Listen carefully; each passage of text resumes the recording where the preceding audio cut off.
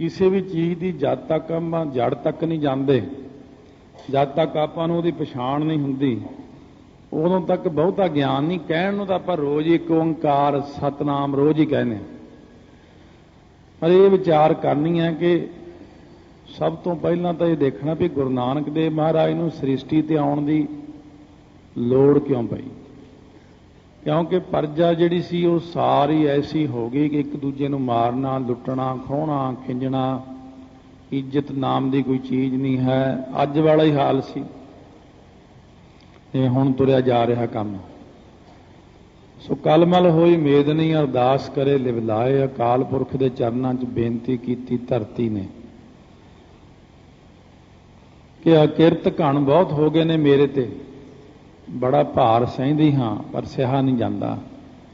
ਮੈਂ ਚੱਲੀ, ਮੈਂ ਡੁੱਬ ਚੱਲੀ ਹਾਂ, ਨਿੱਗਰ ਚਲੋ ਰਸਾਤਲ ਟੋਆ, ਮੈਂ ਚੱਲੀ ਹਾਂ ਥੱਲੇ ਨੂੰ। ਅਕਾਲ ਪੁਰਖ ਮਹਾਰਾਜ ਨੇ ਧੀਰਜ ਦਿੱਤਾ। ਸੋ ਉਸ ਵਕਤ ਧੀਰਜ ਦੇ ਕੇ ਮਹਾਰਾਜ ਨੇ ਕਲਮਲ ਹੋਏ ਮੇਦਨੀ ਅਰਦਾਸ ਕਰੇ ਲਿਵ ਲਾਏ, ਸੱਚਾ ਸੁਣਿਆ ਕੰਨ ਦੇ, ਧੀਰਕ ਦੇਵੈ ਸਹਿਜ ਸੁਭਾਏ। ਧੀਰਜ ਦਿੰਦੇ ਨੇ ਮਹਾਰਾਜ, ਕੋਈ ਨਹੀਂ ਧੀਰਜ ਰੱਖ। ਸਾਰੇ ਜਣੇ ਇਕੱਠੇ ਹੋ ਕੇ ਗਏ ਸੀ, ਇਹ ਜਿੰਨੇ ਦੇਵਤੇ ਨੇ। ਮਹਾਰਾਜ ਨੇ ਕਿਹਾ ਸੀ ਧਰਤੀ ਦੇ ਉੱਤੇ ਨਾਮ ਜਪਾਓ ਸਾਡਾ। ਇਹ ਕਹਿਣ ਲੱਗੇ ਕਲਯੁਗ ਦਾ ਮਹਾਰਾਜ ਇੰਨੀ ਕਮਾਈ ਹੈ, ਇੰਨੀ ਤਪੱਸਿਆ ਉਹਦੀ, ਅਸੀਂ ਉਹਦੇ ਬਰਾਬਰ ਕੋਈ ਵੀ ਨਹੀਂ ਪਹੁੰਚ ਸਕਦਾ ਹਾਂ। ਸਾਰਿਆਂ ਨੇ ਹੱਥ ਖੜੇ ਕਰ ਦਿੱਤੇ। ਕਿਆ ਬ੍ਰਹਮਾ ਵਿਸ਼ਨੂੰ ਮਹੇਸ਼, ਕਿਆ 33 ਕਰੋੜ ਦੇਵਤਾ, ਕਿਆ ਦੇਵੀਆਂ, ਇਹਨਾਂ ਸਭ ਨੇ ਹੱਥ ਖੜੇ ਕਰਤੇ ਵੀ ਸਾਡੇ ਬਸ ਕੁਝ ਨਹੀਂ ਗਾ। ਕਿਉਂਕਿ ਕਲਯੁਗ ਦੀ ਤਪੱਸਿਆ ਸਾਰਿਆਂ ਨਾਲੋਂ ਜ਼ਿਆਦਾ ਹੈ ਸਾਤੋਂ। ਤੋ ਫਿਰ ਨਾਰਾਇਣ ਅਕਾਲ ਪੁਰਖ ਵਾਹਿਗੁਰੂ ਕਹਿਣ ਲੱਗੇ ਚਲੋ ਫਿਰ ਅਸੀਂ ਆਪ ਆਉਂਦੇ ਹਾਂ। ਹੁਣ ਆਪ ਨਾਰਾਇਣ ਕਲਾ ਧਾਰ ਜਗ ਮਹਿ ਪਰਵਰਿਓ, ਨਿਰੰਕਾਰ ਆਕਾਰ ਜੋਤ ਜਗ ਮੰਡਲ ਕਰਿਓ। ਧੰਨ ਗੁਰੂ ਨਾਨਕ ਦੇਵ ਸਾਹਿਬ ਮਹਾਰਾਜ ਨੇ ਅਵਤਾਰ ਧਾਰ ਕੇ ਸਾਰੇ ਸੰਸਾਰ ਨੂੰ ਸਿੱਧੇ ਮਾਰਗ ਤੇ ਲਾਇਆ। ਸੰਸਾਰ ਨੂੰ ਤਾਰਦਿਆਂ ਸਤਿਗੁਰੂ ਨਾਨਕ ਦੇਵ ਮਹਾਰਾਜ ਸੱਚੇ ਪਾਤਸ਼ਾਹ ਸਿੱਧਾਂ ਨਾਲ ਚਰਚਾ ਹੋਈ, ਕਿਉਂਕਿ ਉਦੋਂ ਸਿੱਧਾਂ ਲੋਕਾਂ ਦੀ ਬੜੀ ਮਸ਼ਹੂਰੀ ਸੀ ਸੰਸਾਰ ਦੇ ਅੰਦਰ। ਸੋ ਗੁਰੂ ਨਾਨਕ ਦੇਵ ਮਹਾਰਾਜ ਸੱਚੇ ਪਾਤਸ਼ਾਹ ਦਾ ਜਿਹੜਾ ਅਵਤਾਰ ਹੈ, ਅਕਾਲ ਪੁਰਖ ਆਪ ਵਾਹਿਗੁਰੂ ਨੇ ਅਵਤਾਰ ਧਾਰਿਆ ਹੈ। ਹੁਣ ਅਵਤਾਰਾਂ ਦੀ ਜਿਹੜੀ ਗਿਣਤੀ ਹੁੰਦੀ ਹੈ ਉਹ 6 ਪ੍ਰਕਾਰ ਦੇ ਅਵਤਾਰ ਮੰਨੇ ਨੇ। ਇੱਕ ਹੁੰਦੇ ਨੇ ਅੰਸਾ ਅਵਤਾਰ, ਜਿਵੇਂ ਰਾਜੇ ਖਾਸ ਕਿਸਮ ਦੇ ਭਗਤੀ ਵਾਲੇ ਪਿਰਥੂ, ਮਨੂੰ, ਰਘੂ, ਦਲੀਪ ਆਦਿਕ ਰਾਜੇ ਹੋਏ ਨੇ। ਇਹ ਪਰਮੇਸ਼ਰ ਦੀ ਅੰਸ਼ ਵਿੱਚੋਂ ਹੀ ਹੁੰਦੇ ਨੇ। ਸਾਰੀ ਪਰਜਾ ਨੂੰ ਇਉਂ ਪਾਲਦੇ ਨੇ ਜਿਵੇਂ ਪਰਜਾ ਬੱਚੇ ਹੁੰਦੀ ਹੈ, ਤੇ ਆਪ ਉਹਨਾਂ ਦਾ ਦੁੱਖ ਸਹਾਰਦੇ ਨੇ। ਪਰਮੇਸ਼ਰ ਦੀ ਅੰਸ਼ ਵਿੱਚੋਂ ਰਾਜੇ ਹੋ ਕੇ ਬਣਨਾ ਅੰਸਾ ਅਵਤਾਰ। ਅਵੇਸ਼ਾ ਅਵਤਾਰ ਜਿਹੜੇ ਹੁੰਦੇ ਨੇ, ਇਹਨਾਂ ਵਿੱਚ ਬਾਅਦ ਵਿੱਚ ਸ਼ਕਤੀ ਪ੍ਰਵੇਸ਼ ਕਰਦੀ ਹੈ। ਫਿਰ ਆਉਂਦੇ ਨੇ ਕਲਾ ਅਵਤਾਰ, ਜਿਨ੍ਹਾਂ ਦੇ ਵਿੱਚ ਕਈਆਂ ਵਿੱਚ 14 ਕਲਾ ਨੇ, ਕਈਆਂ ਵਿੱਚ 16 ਕਲਾ ਨੇ। ਇਹ ਅਵਤਾਰ ਹੁੰਦੇ ਨੇ। ਫਿਰ ਆਉਂਦੇ ਨੇ ਨਿੱਤ ਅਵਤਾਰ, ਜਿਵੇਂ ਸੰਤ ਮਹਾਤਮਾ ਨੇ, ਇਹ ਨਿੱਤ ਅਵਤਾਰ ਕਹਾਉਂਦੇ ਨੇ। ਫਿਰ ਆਉਂਦੇ ਨੇ ਨਿਮਿਤ ਅਵਤਾਰ, ਜਿਵੇਂ ਕਿਸੇ ਖਾਸ ਕੰਮ ਨੂੰ ਕਰਕੇ ਅਲੋਪ ਹੋ ਜਾਣਾ। ਜਿਵੇਂ ਹਰਨਾਕਸ਼ ਦੁਸ਼ਟ ਹਰ ਮਾਰਿਆ, ਪ੍ਰਹਿਲਾਦ ਤਰਾਇਆ, ਫਿਰ ਅਲੋਪ ਹੋ ਗਏ। ਉਹਨਾਂ ਕੀ ਕੰਮ ਕਰਦੇ ਹੁੰਦੇ ਨੇ, ਫਿਰ ਚਲੇ ਜਾਂਦੇ ਨੇ ਵਾਪਸ। ਫਿਰ ਇੱਕ ਨੇ ਪੂਰਨ ਅਵਤਾਰ। ਪੂਰਨ ਅਵਤਾਰ ਜਿਹੜੇ ਨੇ ਉਹ ਜਿਵੇਂ ਰਾਮਚੰਦਰ ਜੀ, ਕ੍ਰਿਸ਼ਨ ਜੀ ਆਦਿਕ ਹੋਏ ਨੇ। ਪਰ ਗੁਰੂ ਨਾਨਕ ਦੇਵ ਜੀ ਜਿਹੜੇ ਨੇ ਉਹ ਜਿਵੇਂ ਕਹੀਏ ਕਿ ਇਹ 6 ਨਾਲੋਂ ਹੀ ਵੱਖਰੇ ਨੇ। ਗੁਰੂ ਨਾਨਕ ਦੇਵ ਜੀ ਮਹਾਰਾਜ ਨੇ ਜਿਵੇਂ ਬਾਣੀ ਦੇ ਅੰਦਰ ਬਚਨ ਕੀਤਾ ਨਾ, 16 ਕਲਹ ਸੰਪੂਰਨ ਫਲਿਆ, ਅਨੰਤ ਕਲਾ ਹੋਏ ਠਾਕੁਰ ਚੜ੍ਹਿਆ। ਬੇਅੰਤ ਸ਼ਕਤੀਆਂ ਦੇ ਸਮੇਤ ਗੁਰੂ ਨਾਨਕ ਦੇਵ ਜੀ ਨੇ ਇਸ ਧਰਤੀ ਤੇ ਆ ਕੇ ਚਰਨ ਪਾਏ, ਅਤੇ ਧਰਤੀ ਦੇ ਉੱਤੇ ਚਰਨ ਪੈਂਦੀ ਧਰਤੀ ਠਰ ਗਈ, ਸ਼ਾਂਤ ਹੋ ਗਈ। ਟਿਕਾਓ ਮਿਲ ਗਿਆ। ਸ੍ਰਿਸ਼ਟੀ ਨੂੰ ਤਾਰਨਾ ਪ੍ਰਾਰੰਭ ਕੀਤਾ ਗੁਰੂ ਨਾਨਕ ਦੇਵ ਜੀ ਨੇ। ਅਵਤਾਰਾਂ ਨੂੰ ਦੇਖਿਆ ਜਾਂਦਾ ਲੌਕਿਕ ਪ੍ਰਮਾਣ ਵੈਦਿਕ ਪ੍ਰਮਾਣਾਂ ਦੁਆਰਾ। ਸੋ ਇਸੇ ਪ੍ਰਕਾਰ ਅਵਤਾਰ ਦੀ ਨਿਸ਼ਾਨੀ ਜਿਹੜੀ ਦੇਖੀ ਜਾਂਦੀ ਸ਼ਕਤੀ ਕਰਕੇ, ਵਿਅਕਤੀ ਕਰਕੇ, ਪ੍ਰਗਿਆ ਕਰਕੇ। ਪ੍ਰਗਿਆ ਨਾਮ ਬੁੱਧੀ ਦਾ ਹੈ। ਫਿਰ ਉਹਦੇ ਕਰਤੱਵ ਤੇ ਆਯੂ, ਇਹ 5 ਚੀਜ਼ਾਂ ਕਰਕੇ ਅਵਤਾਰਾਂ ਨੂੰ ਪਰਖਿਆ ਜਾਂਦਾ ਹੈ। ਇਹ ਸਾਰੀਆਂ ਚੀਜ਼ਾਂ ਦੀ ਵਿਆਖਿਆ ਨਾਲ ਨਾਲ ਹੋਵੇਗੀ, ਇੱਕੋ ਦਿਨ ਵਿੱਚ ਸਾਰੀ ਵਿਆਖਿਆ ਨਹੀਂ ਹੁੰਦੀ। ਸ਼ਕਤੀ, ਵਿਅਕਤੀ, ਪ੍ਰਗਿਆ, ਕਰਤੱਵ ਤੇ ਆਯੂ, ਇਹ ਚੀਜ਼ਾਂ ਨਾਲ ਨਾਲ ਹੀ ਚੱਲਦੀਆਂ ਜਾਂਦੀਆਂ ਨੇ। ਤੇ ਇਸ ਪ੍ਰਕਾਰ ਗੁਰੂ ਨਾਨਕ ਦੇਵ ਮਹਾਰਾਜ ਸ੍ਰਿਸ਼ਟੀ ਤੇ ਆਏ ਨੇ। ਸਤਿਗੁਰੂ ਨਾਨਕ ਦੇਵ ਮਹਾਰਾਜ ਜਦੋਂ ਗੁਰੂ ਅੰਗਦ ਦੇਵ ਜੀ ਬਾਬਾ ਲਹਿਣਾ ਜੀ ਦੇ ਰੂਪ ਵਿੱਚ ਸੀ ਤਾਂ ਸਿੱਧ ਆਏ ਸ੍ਰੀ ਕਰਤਾਰਪੁਰ ਸਾਹਿਬ, ਰਾਵੀ ਤੋਂ ਪਰਲੇ ਪਾਸੇ ਹੈ ਜੋ ਸਿੱਧ ਆ ਕੇ ਗੁਰੂ ਅੰਗਦ ਦੇਵ ਮਹਾਰਾਜ ਨੂੰ ਸਭ ਤੋਂ ਪਹਿਲਾਂ ਜਦੋਂ ਮਿਲੇ ਕਹਿਣ ਲੱਗੇ ਤੁਹਾਡਾ ਮੂਲ ਮੰਤਰ ਗੁਰ ਮੰਤਰ ਦਾ ਸਾਰਾ ਅਸੀਂ ਪੁੱਛ ਲਿਆ, ਬੀਜ ਮੰਤਰ ਵੀ ਪੁੱਛ ਲਿਆ, ਹੁਣ ਤੁਹਾਡਾ ਮਾੜਾ ਮੰਤਰ ਕਿਹੜਾ? ਕਿਉਂਕਿ ਜਦੋਂ ਕੋਈ ਧਰਮ ਨਵਾਂ ਚੱਲੇ ਨਾ ਤਾਂ ਉਹਨੂੰ ਪ੍ਰਸ਼ਨ ਬੜੇ ਖੜੇ ਕਰਦੇ ਨੇ ਸਾਰੇ ਜਾਣੇ। ਹਰੇਕ ਧਰਮ ਵਿੱਚ ਵੀ ਸਾਡੇ ਵਿੱਚ ਆਹ ਮਾੜਾ ਮੰਤਰ ਹੈ, ਤੁਹਾਡੇ 'ਚ ਮਾੜਾ ਮੰਤਰ ਕਿਹੜਾ? ਤਾਂ ਗੁਰੂ ਅੰਗਦ ਦੇਵ ਮਹਾਰਾਜ ਬਾਬਾ ਲਹਿਣਾ ਜੀ ਦੇ ਰੂਪ ਵਿੱਚ ਜਾ ਕੇ ਫਿਰ ਮੱਥਾ ਟੇਕਿਆ। ਮਹਾਰਾਜ ਇਹ ਸਿੱਧ ਇਹ ਪੁੱਛਦੇ ਨੇ ਕਿ ਮਾੜਾ ਮੰਤਰ ਤੁਹਾਡਾ ਕਿਹੜਾ? ਗੁਰੂ ਨਾਨਕ ਦੇਵ ਜੀ ਕਹਿਣ ਲੱਗੇ ਪੁਰਖਾ ਆਪਣਾ ਮਾੜਾ ਮੰਤਰ ਜਿਹੜਾ ਉਹ ਜਪਜੀ ਸਾਹਿਬ ਹੈ। ਤੇ ਮਹਾਰਾਜ ਫਿਰ ਇਹ ਗੁਰੂ ਨਾਨਕ ਦੇਵ ਜੀ ਕਹਿਣ ਲੱਗੇ ਅਸੀਂ ਸਿੱਧਾਂ ਨਾਲ ਚਰਚਾ ਕੀਤੀ, ਕਈ ਜਗ੍ਹਾ ਦੇ ਉੱਤੇ ਕਈ ਥਾਵਾਂ ਤੇ ਜਪਜੀ ਸਾਹਿਬ ਦਾ ਪਾਠ ਉਚਾਰਿਆ। ਇਹਨਾਂ ਦੀ ਪੌੜੀਆਂ ਦੀ ਤਰਤੀਬ ਲਾਉਣੀ ਰਹਿੰਦੀ ਹੈ। ਪੌੜੀਆਂ ਦੀ ਤਰਤੀਬ ਗੁਰੂ ਅੰਗਦ ਦੇਵ ਜੀ ਕੋਲੋਂ ਲਵਾਈ ਮਹਾਰਾਜ ਜੀ ਨੇ। ਪੌੜੀਆਂ ਦੀ ਤਰਤੀਬ ਲਾ ਕੇ ਸ਼ਲੋਕ ਸਮੇਤ ਸਤਿਗੁਰੂ ਮਹਾਰਾਜ ਨੇ ਸ੍ਰੀ ਜਪਜੀ ਸਾਹਿਬ ਦਾ ਪਾਠ ਬਖਸ਼ਿਸ਼ ਕੀਤਾ ਆਪਾਂ ਨੂੰ। ਸੋ ਜਦੋਂ ਮਹਾਰਾਜ ਸੱਚੇ ਪਾਤਸ਼ਾਹ ਕਹਿਣ ਲੱਗੇ ਕਿ ਅਸੀਂ ਸੁਮੇਰ ਪਰਬਤ ਤੇ ਗਏ, ਸਿੱਧਾਂ ਦੇ ਨਾਲ ਚਰਚਾ ਕੀਤੀ, ਤਾਂ ਜਿਹੜੇ ਸਿੱਧਾਂ ਨੇ ਸਾਨੂੰ ਪ੍ਰਸ਼ਨ ਕੀਤੇ, ਪ੍ਰਸ਼ਨਾਂ ਦੇ ਵਿੱਚ ਜਿਹੜਾ ਸਿੱਧਾਂ ਨੇ ਇਹ ਬਚਨ ਕੀਤਾ ਸੀ ਕਿ ਇਹ ਜਿਹੜਾ ਤੁਸੀਂ ਕਹਿੰਦੇ ਹੋ ਕਿ ਇੱਕ ਓੰਕਾਰ, ਇਹ ਓੰਗ ਲਿਖਿਆ ਹੋਇਆ ਅਸਲ ਵਿੱਚ ਵੇਦਾਂ ਦੇ ਵਿੱਚ, ਤੁਸੀਂ ਇਹਨੂੰ ਇੱਕ ਓੰਕਾਰ ਕਿਉਂ ਕਹਿੰਦੇ ਹੋ? ਇਹ ਤੁਸੀਂ ਨਵੀਂ ਰੀਤੀ ਚਲਾ ਦਿੱਤੀ ਹੈ। ਏਕਾ ਲਾਤਾ ਅੱਗੇ, ਕਾਰ ਲਾ ਦਿੱਤੀ ਉੱਪਰ, ਓੰਗ ਕਾਫੀ ਨਹੀਂ ਹੈ। ਤਾਂ ਗੁਰੂ ਨਾਨਕ ਦੇਵ ਮਹਾਰਾਜ ਸੱਚੇ ਪਾਤਸ਼ਾਹ ਕਹਿਣ ਲੱਗੇ ਇਹ ਜਿਹੜਾ ਓੰਗ ਹੈ ਨਾ, ਇਹ ਤ੍ਰਿਧਾ ਰੂਪ ਹੈ। ਚਾਹੇ ਕਈ ਅੱਖਰ ਸੰਗਤ ਨੂੰ ਔਖੇ ਵੀ ਲੱਗਣ, ਚਾਹੇ ਤੁਹਾਨੂੰ ਕਈ ਚੀਜ਼ਾਂ ਐਸੀਆਂ ਵੀ ਲੱਗਣਗੀਆਂ ਨਹੀਂ ਸਮਝ ਤੋਂ ਬਾਹਰ ਵੀ ਹੋ ਜਾਂਦੀਆਂ, ਪਰ ਸਮਾਂ ਪਾ ਕੇ ਸਮਝ ਲੱਗ ਜਾਂਦੀਆਂ ਨੇ। ਪਰ ਇਹ ਹੈ ਵੀ ਇੰਨੀ ਜਾਣਕਾਰੀ ਹੋਣੀ ਆਪਣੇ ਲਈ ਬੜੀ ਜ਼ਰੂਰੀ ਹੈ, ਕਿਉਂਕਿ ਤੁਹਾਡੀ ਆਪਸ ਵਿੱਚ ਚਰਚਾ ਤਾਂ ਹੁੰਦੀ, ਕਦੇ ਬਾਹਰਲੇ ਨਾਲ ਚਰਚਾ ਕਦੇ ਹੋ ਜੇ ਨਾ, ਫਿਰ ਇਹਨਾਂ ਚੀਜ਼ਾਂ ਦੀ ਬੜੀ ਲੋੜ ਪੈਂਦੀ। ਤ੍ਰਿਧਾ ਰੂਪ ਹੁੰਦੀ ਹੈ, ਤ੍ਰਿਧਾ ਹੁੰਦੀ ਹੈ ਰਾਜਸੀ, ਤਾਮਸੀ, ਸ਼ਾਂਤਕੀ, ਰਜੋਗੁਣ, ਤਮੋਗੁਣ, ਸਤੋਗੁਣ। ਮਹਾਰਾਜ ਕਹਿਣ ਲੱਗੇ ਜਿਹੜਾ ਓੰਗ ਹੈ ਨਾ, ਇਹ 3 ਅੱਖਰਾਂ ਤੋਂ ਬਣਿਆ ਹੈ। ਆ, ਆੜਾ, ਓ, ਊੜਾ ਤੇ ਮਾ, ਆ, ਓ, ਮਾ। ਮਹਾਰਾਜ ਕਹਿਣ ਲੱਗੇ ਆਕਾਰ ਜਿਹੜਾ ਪਹਿਲਾਂ, ਫਿਰ ਓਕਾਰ, ਫਿਰ ਮਕਾਰ। ਇਹ ਜਿਹੜਾ ਆਕਾਰ ਹੈ ਇਹ ਰਜੋਗੁਣੀ ਹੈ, ਇਹ ਬ੍ਰਹਮਾ ਦਾ ਵਾਚਕ ਹੈ। ਇਹ ਜਿਹੜਾ ਓਕਾਰ ਹੈ ਇਹ ਸਤੋਗੁਣੀ ਹੋਣ ਕਰਕੇ ਵਿਸ਼ਨੂੰ ਦਾ ਵਾਚਕ ਹੈ। ਇਹ ਜਿਹੜਾ ਮਕਾਰ ਹੈ ਇਹ ਤਮੋਗੁਣੀ ਹੋਣ ਕਰਕੇ ਸ਼ਿਵ ਜੀ ਦਾ ਵਾਚਕ ਹੈ। ਇਹਦੇ 3 ਅਰਥ ਹੋ ਗਏ ਤੁਹਾਡੇ ਓੰਗ ਦੇ। ਲਿਆਓ ਇਹ 'ਚ ਪਰਮੇਸ਼ਰ ਲਿਆਓ, ਕਿੱਥੇ ਹੈ? ਸਾਰੇ ਚੁੱਪ ਹੋ ਗਏ। ਮਹਾਰਾਜ ਕਹਿੰਦੇ ਦੱਸੋ ਪਰਮੇਸ਼ਰ ਦਾ ਨਾਮ ਕਿੱਥੇ ਇਹਦੇ 'ਚ? ਓੰਗ ਓੰਗ ਤਾਂ ਤੁਸੀਂ ਕਹੀ ਜਾਂਦੇ ਹੋ, ਇਹ ਓੰਗ ਦੇ ਅਰਥ ਤਾਂ 3 ਬਣ ਗਏ, ਹੁਣ ਓੰਗ 'ਚ ਪਰਮੇਸ਼ਰ ਦਾ ਕਿੱਥੋਂ ਨਾਮ ਲਿਆਓਗੇ? ਇਹ ਤਾਂ 3 ਚੀਜ਼ਾਂ ਖੜੀਆਂ ਹੋ ਗਈਆਂ ਵਿੱਚ।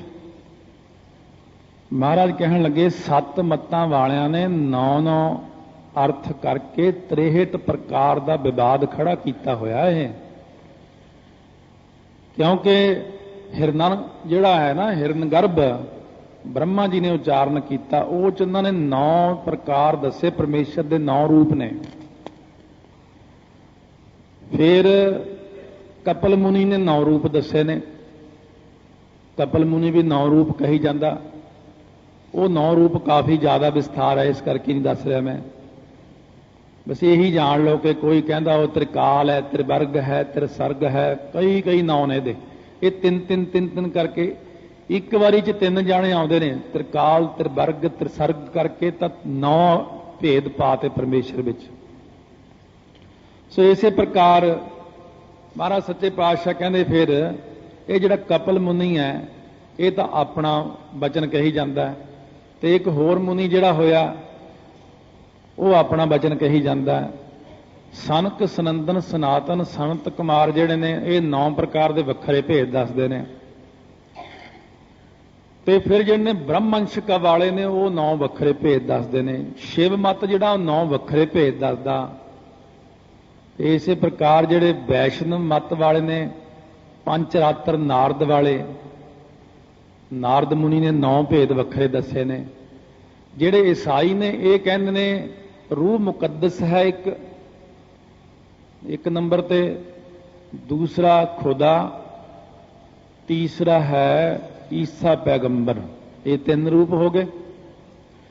मुसलमान कहते ने नहीं 2 रूप ने, वो कहते एक खुदा एक पैगंबर।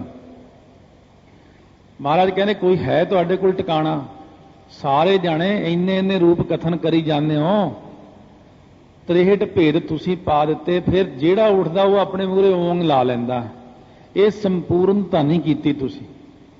महाराज गुरु नानक देव जी कहन लगे ये जिहड़े देवते ने आकार उकार मकार तिन्ने रजो तमो सतो ते ब्रह्मा विष्णु मेह जिहड़े कहे ने ये तिन्नां विच कोई जान है? इन्हां ने सत्ता कित्थों लई? कहंदे जी परमेश्वर कोलों। कहंदे फिर परमेश्वर दा तां वाचक उरे दिखाया ही नहीं तुसीं। तां गुरु नानक देव जी महाराज कहन लगे असीं उत्ते जिहड़ी लाई है ना कार उतले पासे, वो पहलां प्रैसां वाले मेटणे लागे सी इहनूं उतली कार नूं, जिहड़ी उपरले पासे कार हुंदी है ना। आम तौर ते लोग कार्डां दे उत्ते होरनां थावां ते पहलां कार नूं मेटना शुरू कर दिता। किसी नूं इह तां पता नहीं कि कार दा मतलब की है। कार दा मतलब परमेश्वर। ये जिहड़ी उपरले पासे है ना जिन्हों आपां बोलदे आ शुद्ध उच्चारण जिहड़ा एक, फिर ओंग, फिर कार, ये जिहड़ा 3 अखर बनते ने दे। इस प्रकार दे नाल ये जिहड़ी कार है ना यही परमेश्वर दा रूप है। ये तिन्ने देवते जड़ ने। जड़ वो चीज़ हुंदी है जिहड़ी बेजान होवे, जिह च अपने विच कोई सत्ता नहीं, कोई जान नहीं, जिहड़ी बाहरों जान लवे। ये तिन्नां देवतियां नूं प्रकाश वाहिगुरु आप है तिन्नां देवतियां नूं प्रकाश देण वाला। एका माई जुगत व्याई 3 चेले परवान, एक संसारी एक भंडारी एक लाए दीवान। जिव तिस भावै, जिवें उस वाहिगुरु नूं भाउंदा तिवै चलावै उवें चलाउंदा इन्हां नूं। जिव होवै फुरमान, जिवें उहदा फुरमान अकाल पुरख दा हुंदा ओह वेखै, ओह वाहिगुरु देखदा, उन्हां नज़र ना आवे, उन्हां तिन्नां नूं नज़र नहीं आउंदा। ओह बहुता इहो विडाण, यही तां हैरानी दी गल है। महाराज कहने जिहड़ी उपरली कार है ना परमेश्वर दी कार, कारी कड्डी क्या थी है, जां चारे बैठियां नाल दे के चौंका कड्डी कार, उपर आए बैठे कूड़ियार। कार दा मतलब लाइन। लाइन जिहड़ी ओह मुकदी नहीं।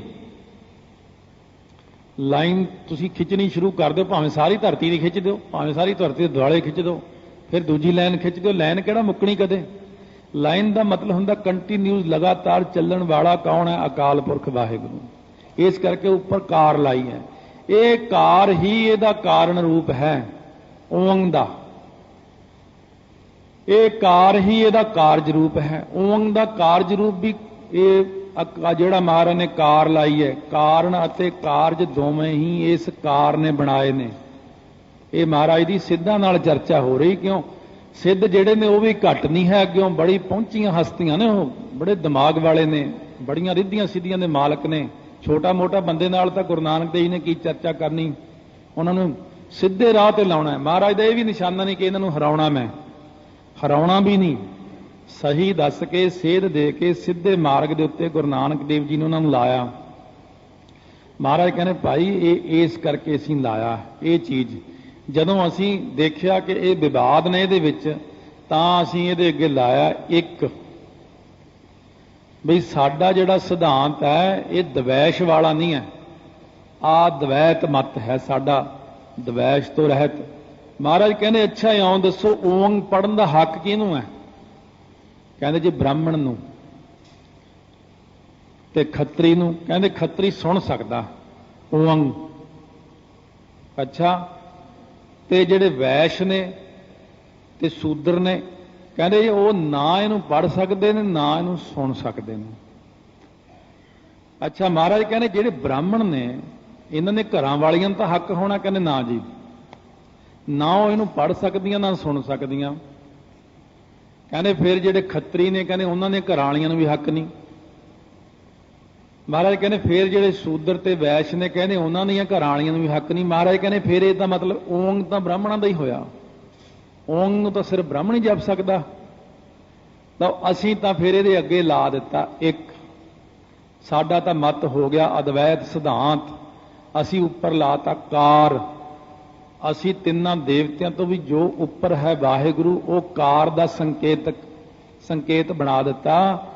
असीं एक ओंकार नूं ऐसा बना दिता कि जिवें बदलां दी बरसात हरेक जगह बिना वितकरे पैंदी आ ना, लो इहनूं कोई अनपढ़ पढ़े, कोई पढ़िया लिखिया पढ़े, कोई उच्चा पढ़े, कोई नीवा पढ़े, कोई माई पढ़े, कोई भाई पढ़े, कोई बच्चा पढ़े, कोई भी आखेगा ना एक ओंकार, उहदा ही भला होएगा।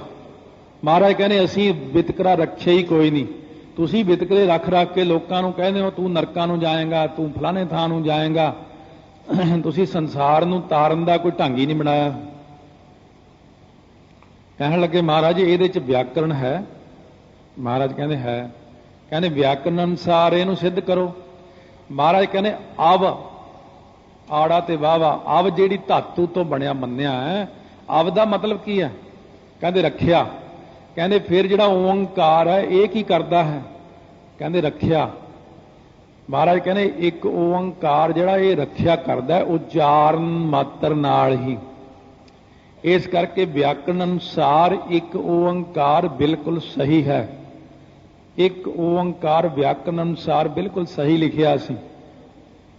सो इस करके सतगुरु महाराज कहंदे ने असीं अपने वल्लों अपने सारे पासे ते असीं एक दा ही उच्चारण करते हाँ, असीं एक दा ही कथन करते हाँ, एक दी ही पूजा करते हाँ, एक दे ही सेवक हाँ, ते साडी संगत नूं असीं एक दे सेवक बनाउंदे हाँ। महाराज कहंदे मैं अपना सेवक नहीं बनाउंदा किसे नूं, मैं नहीं कहंदा कि मैनूं मन्नो। तुसीं सिद्ध लोक तां कहंदे हो ना मैनूं मन्नो, मेरे पैरां दी पूजा करो, मैनूं मत्था टेको, गोरख नूं मत्था टेको। महाराज कहने मैं कदे भी नहीं कहंदा, मैं कहना एक नूं मन्नो, एक दे सेवक बनो, एक अकाल दे पुजारी बनो। एकम एकंकार निराला, एको जप एको साला है। इस करके महाराज कहने असीं तां कहने एक दे पुजारी बनाउंदे हां, सारियां नूं असीं किसे नाल वखरेवा नहीं रखदे।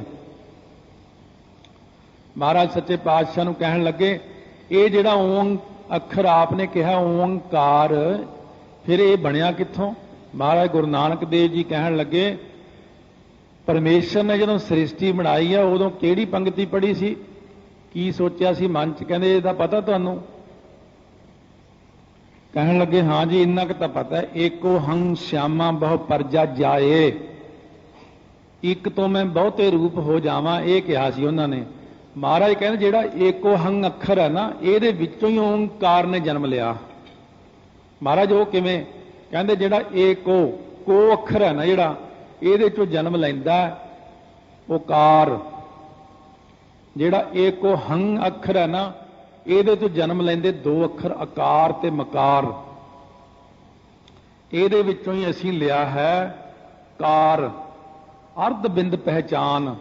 ये जड़ा ना आकार उकार मकार अर्ध बिंद पहचान, चारों को समुदाय जो ओंकार पहचान, ये चारां दा समुदाय बनता है ओंकार। इस करके इन्हां जिहड़ा परमेश्वर दा ये अखर है ना एको हंग, ਇਹਦੇ ਵਿੱਚੋਂ ਹੀ ਓੰਗ ਨੇ ਜਨਮ ਲਿਆ ਹੈ। ਓੰਕਾਰ ਅਸੀਂ ਬਣਾ ਕੇ ਆਪਣੇ ਪਿਆਰਿਆਂ ਨੂੰ ਬਖਸ਼ਿਸ਼ ਕੀਤਾ ਹੈ। ਇੱਕ ਓੰਕਾਰ ਹੁਣ ਇਹਨੂੰ ਜਰਾ ਸੋਚ ਕੇ ਕਹਿਣਾ ਆਪਾਂ ਨੇ। ਜਦੋਂ ਤੱਕ ਤਾਂ ਗਿਆਨ ਨਹੀਂ ਹੁੰਦਾ ਆਪਾਂ ਨੂੰ ਇੱਕ ਓੰਕਾਰ ਦਾ, ਉਦੋਂ ਤੱਕ ਤਾਂ ਆਪਾਂ ਮੇਰਾ ਖਿਆਲ ਇੱਕ ਓੰਕਾਰ ਵੱਲ ਕਦੇ ਧਿਆਨ ਵੀ ਨਹੀਂ ਦਿੱਤਾ ਹੋਣਾ ਇਹਨਾਂ, ਕਿਉਂਕਿ ਇੱਕ ਓੰਕਾਰ ਤਾਂ ਸਭ ਤੋਂ ਸ਼ੁਰੂ ਚ ਆਉਂਦਾ ਨਾ। ਇਹ ਤਾਂ ਆਪਾਂ ਹਮੇਸ਼ਾ ਹੀ ਇਉਂ ਹੀ ਕਹਿ ਕੇ ਲੰਘ ਇੱਕ ਓੰਕਾਰ ਸਤਨਾਮ ਕਰਤਾ ਪੁਰਖ। ਇੱਕ ਓੰਕਾਰ ਵਿੱਚ ਖਾਸ ਧਿਆਨ ਨਹੀਂ ਗਿਆ ਆਪਣਾ ਕਦੇ, ਪਰ ਅੱਜ ਦੇ ਇਸ ਵਿਚਾਰ ਨਾਲ ਸੰਗਤ ਦਾ ਧਿਆਨ ਵਿਸ਼ੇਸ਼ ਜਾਵੇਗਾ ਕਿ ਇੱਕ ਕਿਉਂ ਲਾਇਆ ਹੈ। ਇੱਕ ਗੁਰੂ ਨਾਨਕ ਦੇਵ ਜੀ ਨੇ ਕਿਉਂ ਲਾਇਆ? ਕਿਉਂਕਿ ਪਰਮੇਸ਼ਰ ਕੇਵਲ ਇੱਕੋ ਇੱਕ ਹੈ, ਅਦਵੈਤ ਸਿਧਾਂਤ ਹੈ, ਈਰਖਾ ਵਾਲਾ ਮਤ ਨਹੀਂ ਹੈ। ਓੰਗ ਅੱਖਰ ਕੱਲੇ ਨੂੰ ਕਾਰ ਲਾ ਕੇ ਉੱਤੇ ਪਰਮੇਸ਼ਰ ਨੂੰ ਬਣਾਇਆ ਹੈ। ਤਿੰਨ ਦੇਵਤੇ ਜੜ ਰੂਪ ਨੇ, ਇਹਨਾਂ ਨੂੰ ਸ਼ਕਤੀ ਦੇਣ ਲਈ ਕਾਰ ਆਪਣਾ ਕਰਮ ਕਰਦੀ ਹੈ। ਇਸ ਕਰਕੇ ਗੁਰੂ ਨਾਨਕ ਦੇਵ ਮਹਾਰਾਜ ਸੱਚੇ ਪਾਤਸ਼ਾਹ ਨੇ ਜਿਹੜਾ ਅੱਖਰ ਬਣਾਇਆ ਹੈ ਇੱਕ ਓੰਕਾਰ। ਇਹ ਨਾ ਤਾਂ ਆਪਾਂ ਨੇ ਏਕੰਕਾਰ ਬੋਲਣਾ ਹੈ, ਨਾ ਇਸ ਨੂੰ ਏਕਮਕਾਰ ਬੋਲਣਾ ਹੈ, ਨਾ ਇਹਨੂੰ ਏਕੇ ਓੰਕਾਰ ਕਰਕੇ ਬੋਲਣਾ ਹੈ। ਇਹ ਸਿੱਧੇ ਤਿੰਨ ਅੱਖਰਾਂ ਦਾ ਆਪਸ ਸੰਧੀ ਛੇਦ ਕਰਕੇ ਬਣਦਾ ਇੱਕ, ਫਿਰ ਓੰਗ, ਫਿਰ ਜਿਹੜੀ ਉੱਪਰ ਕਾਰ ਲੱਗੀ ਹੋਈ ਆ ਉਹ ਕਾਰ ਹੈ। ਇੱਕ ਓੰਕਾਰ। ਇਹ ਕਾਰ ਦਾ ਭਾਵ ਆਪ ਸਮਝ ਗਏ ਹੋਵਾਂਗੇ। ਕਾਰ ਦਾ ਮਤਲਬ ਹੈ ਪਰਮੇਸ਼ਰ, ਤੇ ਓੰਗ ਦਾ ਮਤਲਬ ਹੈ ਰਜੋ ਤਮੋ ਸਤੋ ਗੁਣ, ਤੇ ਓੰਗ ਦਾ ਮਤਲਬ ਹੈ ਤਿੰਨ ਦੇਵਤਿਆਂ ਦੀ ਹੋਂਦ, ਤੇ ਇਹਨਾਂ ਦੇ ਉੱਪਰ ਹੈ ਪਰਮੇਸ਼ਰ। ਉਹ ਪਰਮੇਸ਼ਰ ਹੈ ਇੱਕੋ ਇੱਕ, ਬਾਕੀ ਦੀਆਂ ਸਾਰੀਆਂ ਚੀਜ਼ਾਂ ਨੇ ਜੜ। ਓੰਗ ਜਿਹੜਾ ਹੈ ਓੰਕਾਰ ਜਿਹਨੂੰ ਆਪਾਂ ਕਹਿੰਦੇ ਆ, ਓੰਕਾਰ ਸਾਰਿਆਂ ਦਾ ਪ੍ਰਕਾਸ਼ਕ ਹੈ। ਇੱਕ ਓੰਕਾਰ, ਕਦੇ ਬਹਿ ਕੇ ਇਹਦਾ ਜਾਪ ਕਰਕੇ ਦੇਖਿਓ। ਹੁਣ ਇੱਕ ਓੰਕਾਰ, ਇਹ ਕੀ ਕਰਦਾ ਓੰਕਾਰ ਅੱਖਰ? ਇਹਦੇ ਅੱਗੇ ਜਾ ਕੇ ਬੜੇ ਵਿਸਥਾਰ ਆਉਣਗੇ, ਕਿਉਂਕਿ ਇੱਕ ਓੰਕਾਰ ਦੀ ਕਥਾ 2-3 ਦਿਨ ਲੱਗ ਜਾਂਦੇ, 2-3-4 ਦਿਨ ਵੀ ਲੱਗ ਸਕਦੇ। ਇੱਕ ਓੰਕਾਰ ਦੇ ਭਾਵ ਨਾਲ ਨਾਲ ਹੀ ਚੱਲੀ ਜਾਣੇ, ਕਿਉਂਕਿ ਜਿਹੜਾ ਓੰਕਾਰ ਆਪਾਂ ਬੋਲਦੇ ਆ ਨਾ, ਇਹ ਉੱਪਰ ਨੂੰ ਬਿਰਤੀ ਲੈ ਕੇ ਜਾਂਦਾ ਆਪਣੀ, ਊਰਧ ਪਾਸੇ ਨੂੰ, ਊਰਧਮੁਖੀ ਹੈਗਾ ਇਹ। ਕਿਉਂਕਿ ਇਸ ਅੱਖਰ ਦਾ ਉਚਾਰਨ ਕੁਦਰਤੀ ਉੱਪਰ ਨੂੰ ਹੀ ਜਾਂਦਾ, ਜਿੰਨਾ ਆਪਾਂ ਇਹਨੂੰ ਲੰਮਾ ਬੋਲ ਜਾਂਦੇ ਆ। ਕਿਉਂਕਿ ਜਿਹੜੇ ਜੋਗੀ ਸੀ ਇਹ ਆਪਣੇ ਸਵਾਸਾਂ ਨੂੰ ਚੜਾਉਣ ਵੇਲੇ ਬੋਲਦੇ ਨੇ ਓੰਗ ਓੰਗ, ਪਰ ਗੁਰੂ ਨਾਨਕ ਦੇਵ ਜੀ ਨੇ ਜਿਹੜਾ ਬਣਾਇਆ ਨਾ ਓੰਕਾਰ, ਇਹ ਹੁਣ ਦਸਮ ਦੁਆਰ ਵੱਲ ਆ ਜਾਓ। ਜੇ ਇਕੱਲਾ ਹੀ ਬੋਲਦੇ ਨੇ ਓੰਗ ਓੰਗ ਓੰਗ, ਤਾਂ ਇਹਨਾਂ ਨੂੰ ਪ੍ਰਗਟ ਹੁੰਦੇ ਨੇ ਤਿੰਨ ਦੇਵਤੇ, ਰਿੱਧੀਆਂ ਸਿੱਧੀਆਂ, ਸਾਰੇ ਦੇਵਤੇ, ਸਾਰੀਆਂ ਸ਼ਕਤੀਆਂ, ਪਰ ਇਹ ਅਧੂਰਾ ਹੈ। ਇਹ ਜਦੋਂ ਉੱਪਰਲੇ ਪਾਸੇ ਕਾਰ ਲੱਗ ਜਾਂਦੀ ਹੈ, ਤੇ ਕਾਰ ਪਰਮੇਸ਼ਰ ਦਾ ਵਾਚਕ ਹੋਣ ਕਰਕੇ ਦਸਮ ਦੁਆਰ ਦੇ ਵਿੱਚ ਆਤਮਿਕ ਆਨੰਦ ਪ੍ਰਗਟ ਹੁੰਦਾ ਹੈ। ਦੋ ਪ੍ਰਕਾਰ ਦਾ ਆਨੰਦ ਹੈ, ਇੱਕ ਬ੍ਰਹਮਾਨੰਦ ਹੈ, ਇੱਕ ਜੋਗਾਨੰਦ ਹੈ। ਓੰਗ ਓੰਗ ਦਾ ਜਾਪ ਕਰਦੇ ਆ, ਇਹਨਾਂ ਨੂੰ ਜੋਗਾਨੰਦ ਪ੍ਰਾਪਤ ਹੁੰਦਾ। ਬਹੁਤ ਅੱਛੀ ਚੀਜ਼ ਹੈ ਜੋਗਾਨੰਦ, ਪਰ ਟੈਂਪਰੇਰੀ ਹੈ, ਕੰਮ ਚਲਾਊ ਹੈ। ਆਨੰਦ ਤਾਂ ਬੜਾ ਆਉਂਦਾ ਬਈ ਜਦੋਂ ਤੱਕ ਮਨ ਟਿਕਿਆ ਰਹਿੰਦਾ ਨਾ ਓੰਗ ਓੰਗ ਕਰਦਿਆਂ, ਦਸਮ ਦੁਆਰ ਵਿੱਚ ਸਵਾਸ ਟਿਕੇ ਨੇ ਜੋਗੀਆਂ ਦੇ, ਉਦੋਂ ਤੱਕ ਉਹਨਾਂ ਨੂੰ ਆਨੰਦ ਹੈ। ਜਦੋਂ ਥੱਲੇ ਉਤਰ ਆਏ ਫਿਰ ਆਪਣੇ ਵਰਗੇ ਹੀ ਬਣ ਜਾਂਦੇ ਨੇ। ਪਰ ਗੁਰੂ ਨਾਨਕ ਦੇਵ ਜੀ ਨੇ ਜਿਹੜੀ ਕਾਰ ਲਾਈ ਹੈ ਨਾ, ਇਹ ਕਾਰ ਵਿੱਚ ਹੀ ਤਾਂ ਸਾਰਾ ਪ੍ਰਕਾਸ਼ ਹੈ। ਇਹ ਜਿਹੜੀ ਆਪਾਂ ਨੂੰ ਮਹਾਰਾਜ ਨੇ ਇਹ ਕਿਹਾ ਨਾ ਇੱਕ ਓੰਕਾਰ, ਇਹ ਕਾਰ ਵਿੱਚ ਹੀ ਸਾਰਾ ਕੁਝ ਪਿਆ ਹੈ। ਬਸ ਇਸ ਦਾ ਧਿਆਨ ਰੱਖਣਾ। ਮਹਾਰਾਜ ਕਹਿੰਦੇ ਨੇ ਇਹ ਇੱਕ ਓੰਕਾਰ ਜੋ ਸਭਨਾਂ ਦਾ ਪ੍ਰਕਾਸ਼ਕ ਹੈ, ਉਹ ਚਾਰ ਨੇ ਮਾਤਰ ਸੇ ਰੱਖਿਆ ਕਰਦਾ ਹੈ। 6 ਚੀਜ਼ਾਂ ਦਾ ਪ੍ਰਕਾਸ਼ ਆਪਾਂ ਪਹਿਲਾਂ ਵੀ ਕਈ ਵਾਰੀ ਸੁਣਿਆ। ਆਕਾਸ਼ ਵਿੱਚ ਬਿਜਲੀ, ਬੱਦਲਾਂ ਵਾਲੀ ਬਿਜਲੀ ਵਿੱਚ ਪਰਮੇਸ਼ਰ ਦਾ ਪ੍ਰਕਾਸ਼ ਹੈ। ਤਾਰਿਆਂ ਵਿੱਚ, ਸੂਰਜ ਵਿੱਚ, ਚੰਦਰਮਾ ਵਿੱਚ ਮਨੁੱਖ ਦੀ ਬੁੱਧੀ, ਤੇ ਧਰਤੀ ਦੇ ਉੱਤੇ ਅੱਗ। ਇਹ 6 ਚੀਜ਼ਾਂ ਨੂੰ ਵਾਹਿਗੁਰੂ ਪ੍ਰਕਾਸ਼ਮਾਨ ਕੌਣ ਕਰਦਾ ਹੈ? ਕਦੇ ਸੋਚਿਆ ਵੀ ਇੱਕ ਓੰਕਾਰ ਕਹਿ ਕੇ ਫਟਾਫਟ ਲੰਘ ਜਾਂਦੇ ਆਪਾਂ? ਉਹ ਅਸਲੀ ਮੂਲ ਰੂਪ ਇੱਕ ਓੰਕਾਰ ਹੀ ਹੈ। ਸਾਰੀ ਬਾਣੀ ਗੁਰੂ ਗ੍ਰੰਥ ਸਾਹਿਬ ਦੀ ਇੱਕ ਓੰਕਾਰ ਦੇ ਵਿੱਚੋਂ ਹੀ ਪ੍ਰਗਟ ਹੋਈ ਹੋਈ ਹੈ। ਆਹ ਇੱਕ ਓੰਕਾਰ ਵਿੱਚ ਸਾਡਾ ਧਿਆਨ ਨਹੀਂ ਜਾਂਦਾ। इस करके जदों भी गुरबाणी पढ़ो तो देखो जिहड़ा ना एका लग्या होया वो तो अद्वैत सिद्धांत नूं सिद्ध करदा, पर मूल रूप विच इहदे जिहड़ा अपना बीज मंत्र है ना वो सिर्फ ओंकार ही है। ओंकार एक तां कहने हैं कि साडा सिद्धांत यह है, एका लाउण नाल सिद्धांत यह बन गया, कोई भी जपे, हिंदू जपे, मुसलमान जपे, एक ओंकार नूं सब दा ही भला कर दिंदा है। सो इस करके खत्तरी ब्राह्मण सूद वैस उपदेश चौं वर्णा को साझा किया महाराज ने। गुरुद्वारे कोई भी आ सकता, कोई भी बैठ सकता, कोई भी बाणी पढ़ के तर सकता। महाराज ने कहा असीं ये नहीं वितकरा रखिया कि इहनूं सिर्फ हिंदू तर सकता, इत्थे ब्राह्मण तर सकता, इत्थे फलाना नहीं तर सकता, फलाना डुब जाएगा। महाराज ने वचन किया, जो प्राणी गोविंद ध्यावै पढ़िया अनपढ़िया परमगत पावै। कहने भावें मेरे वालों कोई दुनिया च भाई पढ़िया लिखिया, भावें कोई अनपढ़ है, जेड़ा भी बंदा आखेगा सतनाम श्री वाहेगुरु साहिब जीओ, सतनाम श्री वाहेगुरु साहिब जी, सतनाम श्री वाहेगुरु, सतनाम श्री वाहेगुरु साहिब जी, सतनाम श्री वाहेगुरु साहिब जी। महाराज कहने जेड़ा भी बंदा आखेगा वाहेगुरु, ये वाहेगुरु ओंकार ही है, क्योंकि गुर मंत्र होने करके गुरु दे राही सानू मिलिया, इस करके वाहेगुरु। बाकी भी सारे परमेश्वर दे अपने ही नाम ने। कोई अपने आप को गोबिंद कहाई जावे, कोई राम कहाई जावे, कोई अपने आप को कुछ कहाई जावे, पर नारायण कहाई जावे, ये सारे नाम परमेश्वर दे अपने ही ने। की हो गया जे किसी ने लेके अपने नाल जोड़ लिया नूं भी मेरा नाम नारायण है? नहीं, नारायण नाम परमेश्वर दा ही आ। महाराज कहने मेरा ही नाम है नारायण, मैं ही गोबिंद हाँ, मैं ही सारे रूपां विच बैठा हाँ। इस करके उसे नूं ही देखना नाम जपदियां। महाराज कहने एक ओंकार, जो ओंकार सारियां दा प्रकाशक है, एक ओंकार दा झलकारा झलना औखा है। कल्ले ओंकार दा जाप ज्यादा नहीं करना, वाहिगुरु मंत्र का जाप ज्यादा करना, क्योंकि गुरमंत्र गुरु साहब ने दिता है। एक ओंकार कल्ले का जाप जिहड़ा इहदा लश्कारा चलना इन्ना औखा हो जाना तुहानू भी संभालिया नहीं जाना। फिर इस करके इहदे नाल इन्ना कुछ अगे होर लाया, सतनाम करता पुरख निरभौ निर्वैर, ताइयों अगे तक लाया नाल। ये सतगुरु महाराज सच्चे पातशाह कहते ने जिहड़ा भी उच्चारण करेगा एक ओंकार, ओदी उसे वक्त ही रखिया शुरू कर देंदे ने कि मेरा है, मेरा सिमरन करता है। तब सतगुरु महाराज सच्चे पातशाह ने आपां नूं बख्शिशां कीतियां ने। धन गुरु हरगोबिंद साहिब महाराज ने सच्चे पातशाह ने मेहर कीती है। भाई गोपाला जी तो जपजी साहब का शुद्ध पाठ लगा मात्रा ऐन टिक टका के शुद्ध मन दे नाल शुद्ध हो के 1.25 फुट उच्चा बिठाया सी अपने सामने महाराज ने भाई गोपाले नूं। गुरता गद्दी तो भी 1.25 फुट उच्चा बिठा के जदों भाई गोपाला जी ने कहा एक ओंकार सतनाम, महाराज ने उदों ही मत्था टेक दिता, नमस्कार कर दी। किनू? गुरबाणी नूं। किनू? एक ओंकार नूं। महाराज ने नमस्कार की। क्यों? देखो गुरबाणी का सत्कार रखदियां होइयां अपने नालों भी 1.25 फुट 1.25 गिठ उच्चे बिठाउणा, ये पहलां तां गुरबाणी का कितना सत्कार है। फिर उच्चारण महाराज ने कहा शुद्ध होवेगा जिहदा, शुद्ध मन दे नाल पढ़ेगा। गुरता गद्दी देण तक तैयार हो गए सी महाराज, पर भाई का संकल्प उठ गया घोड़े का, इस करके उन्होंने बहुत कुछ ब्रह्म ज्ञान भी देता सी महाराज ने, सारियां बख्शिशां कर दित्तियां। धन गुरु हरगोबिंद साहिब महाराज आपां भी जपजी साहब का शुद्ध पाठ सीखण का यतन कर रहे हैं, ये जानने का यतन कर रहे हैं कि इसकी जड़ कित्थे है, एक दी जड़ कित्थे, ओंकार अखर बनया कित्थों। हुण आपां नूं ये तां पता लग गया ना कि एक हंग अखर तो ओंकार प्रगट होया। इस करके आपां नूं अगर कदे भी किते भी चर्चा हो जाए अपनी गुरसिखां दे विच नहीं, बाहरलियां मत्तां विच